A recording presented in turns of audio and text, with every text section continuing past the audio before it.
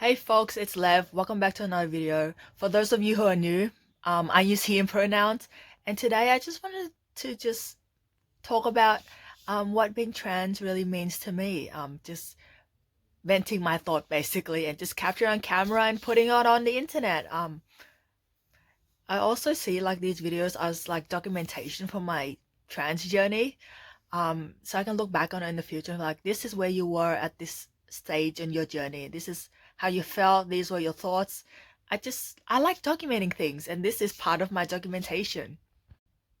And I put this flag here because I thought it'd be a nice little background, add some flavor. And like my acne, testosterone is doing this. I usually don't get this much acne, but I'm almost 2 months on testosterone and acne is happening. So, um, ignore that. So I guess the definition of being trans is someone whose gender identity doesn't align with their biological sex or sex assigned at birth. That's like the traditional definition of being trans. But to me, being trans is just more than the gender identity aspect. I don't know if that makes sense.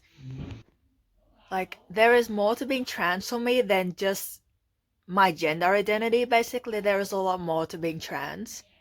To me, being trans also means living an authentic life, being who I truly am, living my truth. I like saying that line a lot. Living my truth. It's something I said to my therapist as well. Living my truth. Um, Not censoring myself, because who I am, people may not agree with who I am, my identity, not be supportive, not be accepting of it.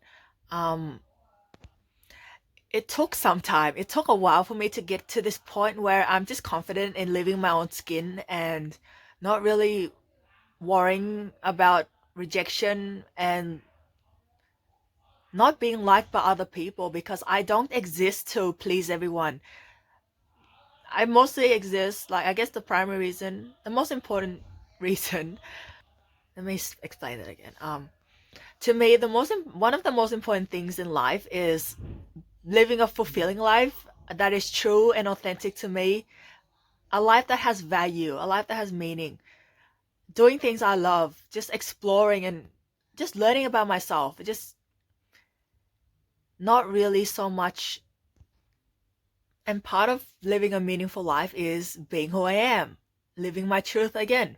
I'd rather live a shorter life knowing that I did what I wanted to do and live with the least amount of regret as possible. Like, whenever I die, lying on my deathbed and just like, you lived the life you wanted to live. Like, you lived a meaningful and fulfilling life, and you don't have many regrets. And that's how I want to live life. I'd rather, yeah, live a shorter life with meaning than live a long life knowing that I wasted all these years existing and being alive, basically. Thinking to my previous point, being trans to me also means being proud of myself, my identity, and not feeling ashamed to live as a trans man and be trans. Basically, not be ashamed of who I am because being trans is a minority in this world. Like, most people are not trans, and I shouldn't feel ashamed of being trans just because most people are cisgender and the world is sort of favors that like identity over trans and gender diverse people. When I say favor, it means like it's very cisgender dominated. Yeah. Being trans to me also means being seen as trans, being treated as a trans man and not a cisgender woman just because I was assigned female at birth. And part of that process is legally changing my name to Liv and changing my record of sex to male and not female. I applied over a week ago. So I live in Victoria, Australia, and we're allowed to change our record of sex and legal name. With record of sex, before May 2020, the law used to be that trans and gender diverse folks have to have underwent gender affirming surgery in order to get their legal gender recognized. But now it's just need to apply, do static, um, have a supporting statement from someone, and yeah, it's the law now has made it, in Victoria at least, it's made being recognized for who I am legally a lot easier. Another part of being trans also is being a voice for my community, especially culturally and diverse, culturally and linguistically diverse folks, especially cold trans folks. There is just simply not enough representation out there in the world. And I I think it's important for me, now that I've overcome a lot of things and feel more confident in my own identity.